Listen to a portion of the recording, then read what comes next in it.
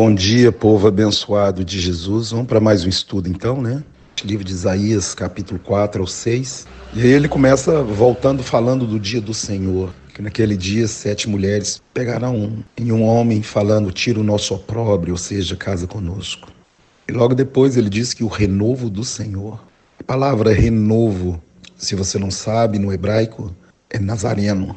Ele está falando sobre Jesus. O que vai acontecer depois do dia do Senhor? A implantação do milênio na terra e o renovo.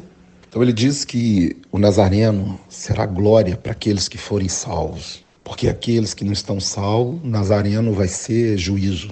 E ele vai falando sobre essas coisas do milênio.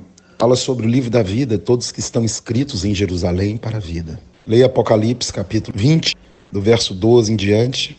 Diz que aqueles que não forem achados inscritos no livro serão lançados para dentro do lago de fogo. Há 2 livros na Bíblia, o livro da vida e o livro da sua vida. Nós seremos julgados e vai estar tudo anotado nos livros. Quem nele crê não é condenado, porque o livro da vida da pessoa é apagado e o nome dele permanece no livro da vida do Cordeiro ou no livro de Jerusalém que você está vendo aí.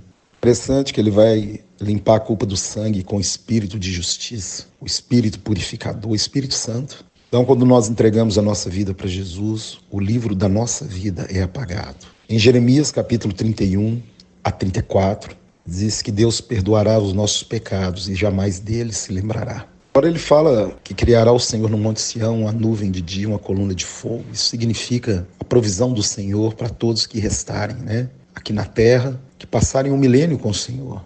Será a proteção de dia e a coluna de fogo de noite, porque o renovo nazareno sentará 1000 anos nessa terra e vai reinar em Jerusalém. Você tem que ler as profecias bíblicas, né?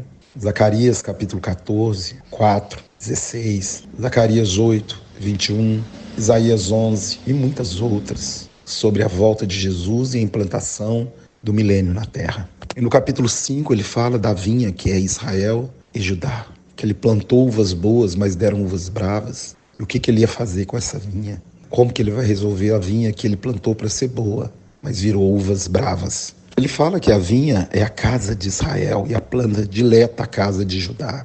Nós temos que ver em João 15 que Jesus falou que é a videira e nós somos os ramos. A casa de Israel virou um povo gentio, foi espalhados pelo mundo. E esse povo gentio deu origem à igreja, é a vinha do Senhor. A vinha do Senhor é você. Em João 15, 1, Jesus falou que todo ele é a videira verdadeira e nós somos os ramos. Todo ramo que estiver nele não der fruto, ele corta. Todo que der fruto, ele limpa para que dê mais fruto ainda. O cortado é lançado no fogo. Isso é um recado para nós hoje. Nós temos que frutificar. Nós temos que produzir o fruto do Espírito. Amor, paz, longanimidade, temperança, domínio próprio, mansidão, bondade e alegria.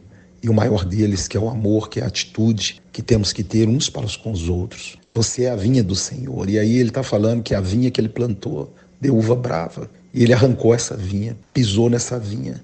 E essa vinha foi destruída. Sempre há restauração. Sempre há um retorno. Deus tem prazer na misericórdia. E essa vinha destruída, através do Espírito purificador, o Espírito Santo, o sangue de Jesus, vai se transformar na igreja do Senhor.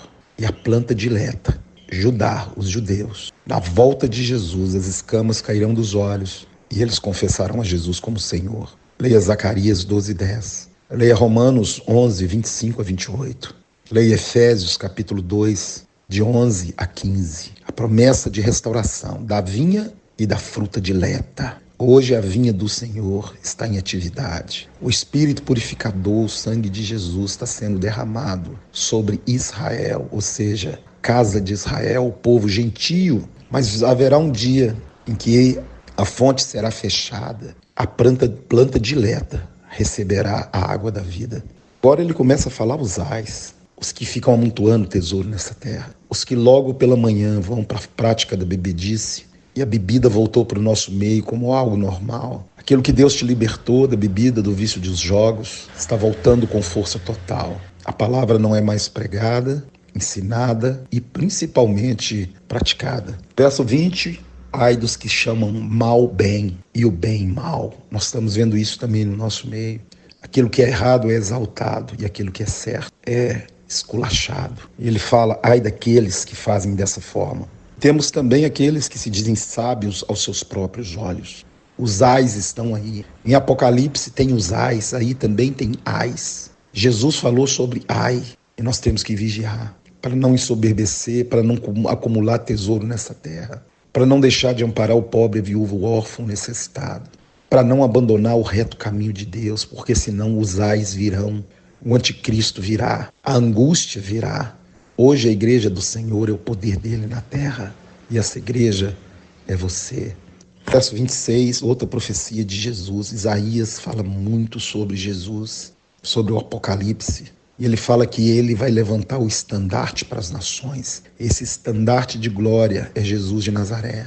Quando Jesus voltar a implantar o dia do Senhor, o julgamento dos ímpios, dos malignos, dos soberbos, logo depois ele implanta o milênio. E ele é levantado como estandarte, todas as nações terão que subir até a Jerusalém para adorar o Rei, o Senhor dos Exércitos. Que interessante, o verso 29 diz que o seu rugido é como um leão. Tribo de Judá, você leia Gênesis 49, de 8 a 10.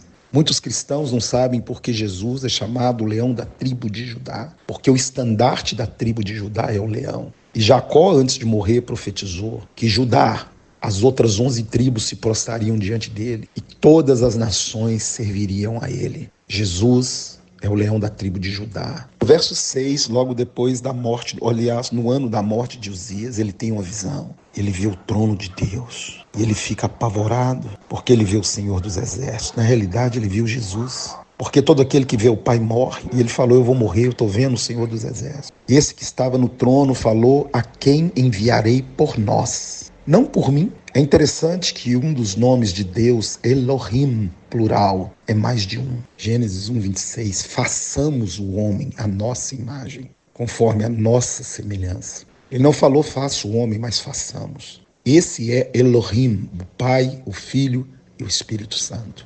Agora em Isaías, de novo, a quem enviarei por nós?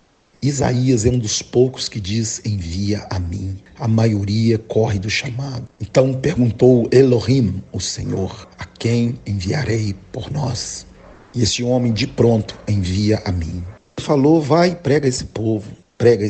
E aquele povo não ia entender nada, sabe por quê? Porque eram idólatras. E o ídolo, ele cega o seu possuidor. Leia o Salmo 115. Israel estava cego, Judá estava cego. Iam ouvir a palavra e não iam entender a palavra. Eles escutam e não entendem. Caminham e não andam, não saem do lugar. Pegam, mas não sentem, não apalpam as mãos. Estão cegos, surdos e mudos, porque trocaram o Senhor por cisternas rotas. Então aí em Isaías ele fala, você vai pregar para esse povo, mas eles não vão te ouvir, que estão cegos, estão surdos. Então no capítulo 4, 5 e 6 de Isaías, nós vemos o dia do Senhor, a implantação do milênio, o milênio na terra, a restauração de Jerusalém, o chamado de Isaías, o comissionamento como profeta. E ele fala sobre o povo que ele separou para ser dele a vinha. É uma história muito linda o livro de Isaías, que reflete hoje o que está acontecendo. Fica na paz, em nome de Jesus.